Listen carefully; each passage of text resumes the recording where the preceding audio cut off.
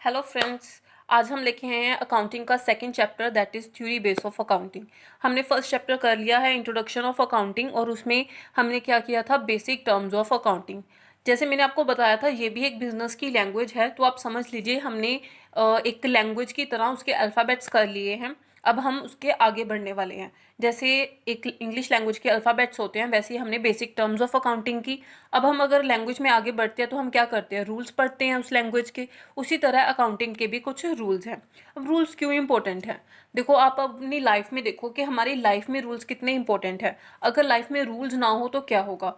For example, अगर आप school जाते हो तो स्कूल में रूल्स होते हैं, स्कूल में हर एक चीज़ रूल्स के अंदर चलती है। अगर स्कूल में रूल्स ना हो तो क्या होगा, कभी बच्चे लेक्चर लगाएंगे तो कभी नहीं लगाएंगे। ठीक है, हर वक्त वो प्लेग्राउंड में रहेंगे, खेलते रहेंगे और सभी सब्जेक्ट्स को प्रॉपर टाइम नहीं मिल पाएगा। राइट, ऐसा ही होगा और सभी जगह सब कुछ मैसी हो जाएगा, किसी को कुछ समझ नहीं आएगा। कोई अपनी मनमर्जी से कहीं पे घूम रहा होगा तो कहीं पे घूम रहा होगा। कई बच्चे लेक्चर्स नहीं लगाएंगे तो कई लगाना चाहेंगे तो उनके लिए जो टीचर्स हैं वो नहीं आ पाएंगे उस सब्जेक्ट्स के, तो सब कुछ मैसी हो जाएगा। तो रूल्स जो हैं वो हमारी लाइफ को डिसिप्लिन देते हैं, तो दैट्स वाई रूल्स जो हैं हर जगह पे बहुत ज़रूरी हैं। अगर रूल्स के अकॉर्डिंग चले हम स्कूल में तो हर सब्जेक्ट्स को प्रॉपर टाइम मिलता है, हर सब्जेक्ट्स का लेक्चर होता है, प्लेग्राउंड का भी टाइम रखा जाता है, वहीं मोरल एक्टिविटीज़, मोरल लेक्चर्स के लिए, को करिकुलर एक्टिविटीज़ के लिए भी टाइम होता है। तो हर हमारे जीवन को डिसिप्लिन देने के लिए रूल्स बहुत ज़रूरी हैं। इसी तरह अकाउंटिंग के भी कुछ रूल्स हैं जो अकाउंटिंग में डिसिप्लिन लेके आते हैं, अकाउंटिंग में यूनिफॉर्मिटी लेकर आते हैं। अकाउंटिंग मीन्स अगर बिजनेस जो है वो अकाउंटिंग करना चाहता है और अकाउंटिंग करने के इतने मेथड्स हैं, दैट मीन्स कि किसी चीज़ को रिकॉर्ड करने के मेथड्स। अगर एक बिजनेस चाहेगा कि मैं तो इस मेथड से अपनी अकाउंटिंग करूंगा और दूसरा बिजनेसमैन कहेगा कि मैं अपने बिजनेस की अकाउंटिंग जो है वो इस मेथड से करूंगा, तो क्या होगा, इनकन्सिस्टेंसी आ जाएगी, यूनिफॉर्मिटी नहीं रहेगी उनके जो अकाउंट्स हैं। तो इसीलिए अब देखो, टैक्स अथॉरिटीज़ हैं वो टैक्स मांगती हैं, तो बिजनेसमैन क्या करेंगे, उनको टैक्स कम देने के लिए अपने प्रॉफिट्स जो हैं वो कम शो करना चाहेंगे। राइट, बट अपने कस्टमर्स को वो प्रॉफिट जो है बढ़ा चढ़ाकर दिखाना चाहेंगे, तो वो कस्टमर्स के लिए अपने अकाउंट्स अलग बना सकते हैं, वो टैक्स अथॉरिटीज़ के लिए अपने अकाउंट्स अलग बना लेंगे। वो किसी चीज़ को ज़्यादा रिकॉर्ड करेंगे तो किसी चीज़ को कम रिकॉर्ड करेंगे। तो क्या होगा, इससे जो है वो जो जो हमारे अकाउंट्स हैं वो विश्वास करने योग्य नहीं रहेंगे, हम उन पर विश्वास नहीं कर पाएंगे, क्योंकि क्या पता बिजनेसमैन ने अपने बिजनेस में क्या चीज़ कैसे रिकॉर्ड की और कैसे नहीं रिकॉर्ड की। तो रिलायबिलिटी के लिए भी रूल्स बहुत ज़रूरी हैं, डिसिप्लिन के लिए रूल्स बहुत ज़रूरी हैं, कंसिस्टेंसी और यूनिफॉर्मिटी के लिए रूल्स बहुत ज़रूरी हैं। अगर हम रूल्स ना बनाएं तो क्या है, उसमें एप्लीकेबिलिटी भी नहीं आएगी। दैट मीन्स कोई चीज़ जो है वो कहीं पे एप्लीकेबल होगी तो कहीं पे एप्लीकेबल नहीं होगी। तो उस चीज़ को ठीक करने के लिए भी हमारे लिए अकाउंटिंग में रूल्स बहुत ज़रूरी हैं। अब जो अकाउंटिंग के रूल्स हैं वो जनरली सभी अकाउंट्स, सभी प्रोफेशनल्स के थ्रू, सभी ऑफिशियल्स जितने हैं, सभी चार्टर्ड अकाउंटेंट्स जितने हैं, जितनी भी हमारी प्रोफेशनल बॉडीज़ हैं उनके द्वारा एक्सेप्ट किए जाते हैं। तो इसीलिए इनका एक नाम है that is generally acceptable accounting principles. वो अकाउंटिंग प्रिंसिपल्स जो जनरली एक्सेप्ट किए जाते हैं उनको हम कहते हैं जनरली एक्सेप्टेड अकाउंटिंग प्रिंसिपल्स। अब आज हम गैप और इसकी इंपॉर्टेंस के बारे में ही पढ़ेंगे। ठीक है, तो अब हम पढ़ते हैं गैप के बारे में कि ये क्यों इंपॉर्टेंट है और ये क्या है। यहाँ पे क्या लिखा हुआ है, if each business adopt its own methods and principles to maintain account it would lead to a big confusion. Definitely अगर हर एक जो है बिजनेस है वो अपने मेथड्स अपनाएगा, अपने प्रिंसिपल्स अपनाएगा अपने अकाउंटिंग को रिकॉर्ड करने के, अपने मेथड्स को रिकॉर्ड करने के लिए या अपनी चीज़ों को ज़्यादा प्रॉफिट कई बार कम प्रॉफिट पे दिखाने के लिए, तो क्या हो जाएगा, बिग कन्फ्यूजन क्रिएट हो जाएगा। पता ही नहीं चलेगा कि असल में प्रॉफिट कितना हुआ और कितना नहीं हुआ। The business world confusion in the business world, such financial statements will have the disadvantage of.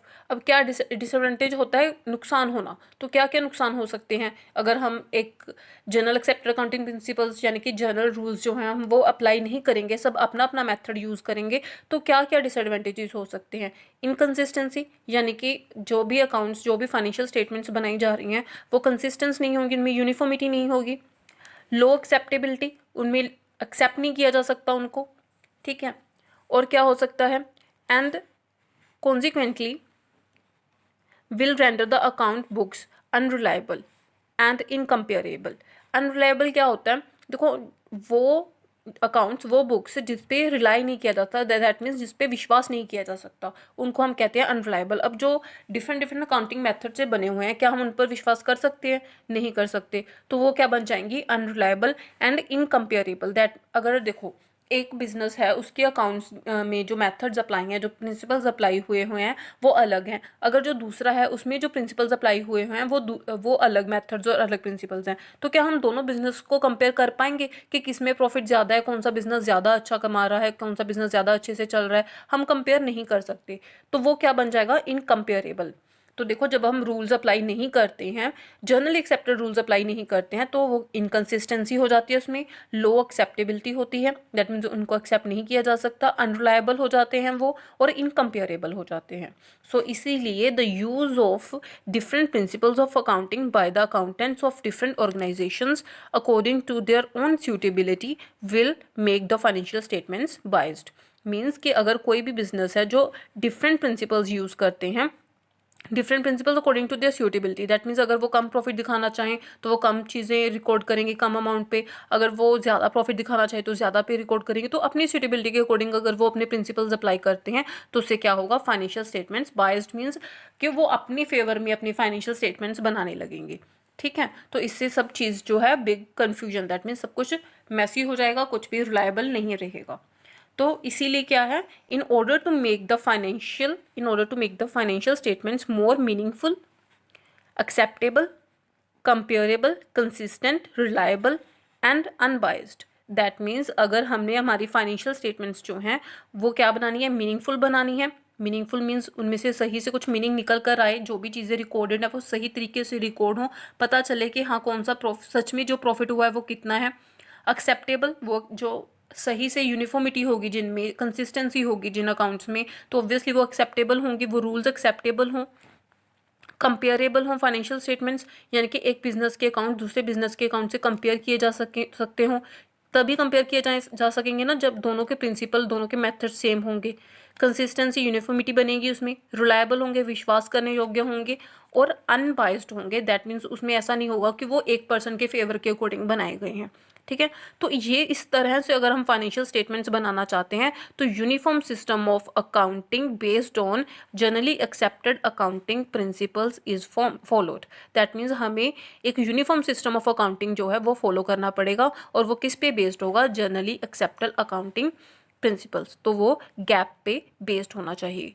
ठीक है, यानी कि एक जनरली एक्सेप्टेड कॉमन रूल्स पे बेस्ड होना चाहिए, तभी हमारी जो फाइनेंशियल स्टेटमेंट्स हो वो मीनिंगफुल बन पाएंगी, एक्सेप्टेबल बन पाएंगी, comparable, consistent, reliable and unbiased बन पाएंगी।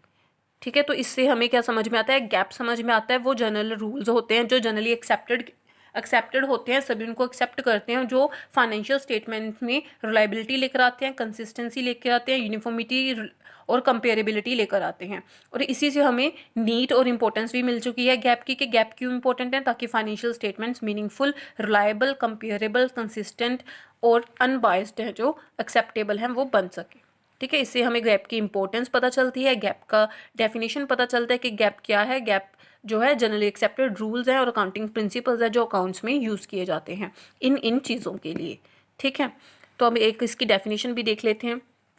The principles which constitute the journal or ground rules for financial reporting are termed as generally accepted accounting principles। Simple है, जो principles which constitute the journal और ground rules, वो principles जिनमें एक common rules हैं, किसके लिए हैं? फाइनेंशियल रिपोर्टिंग के लिए हैं, उन्हीं को कहते हैं जनरली एक्सेप्टेबल अकाउंटिंग प्रिंसिपल्स। तो वो रूल्स जो जनरली एक्सेप्टेड हों, कॉमन हों, और जो फाइनेंशियल स्टेटमेंट्स को सही में reliable, meaningful, consistent, comparable, unbiased बनाएं, और एक यूनिफॉर्मिटी सिस्टम ऑफ अकाउंटिंग है जो, उसे हम कहते हैं gap, that is generally accepted accounting principles. तो ये था meaning, importance, definition and need of gap. तो ये था हमारा first lecture of theory base of accounting second chapter का, जिसमें हमने गैप के बारे में समझा। आने वाले और वीडियोस में हम गैप के एसेंशियल फीचर्स और अकाउंटिंग प्रिंसिपल की क्लासिफिकेशंस हम उसके बारे में पढ़ेंगे। Thank you.